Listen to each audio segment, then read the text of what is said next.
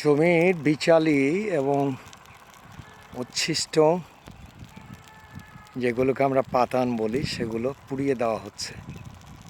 পুড়িয়ে এটা জমিতে প্রয়োগ করা হবে, যেটা সার হিসেবে ছাই হিসেবে কাজ করবে, যেটা অত্যন্ত ভালো একটা সার হিসেবে কাজ করবে।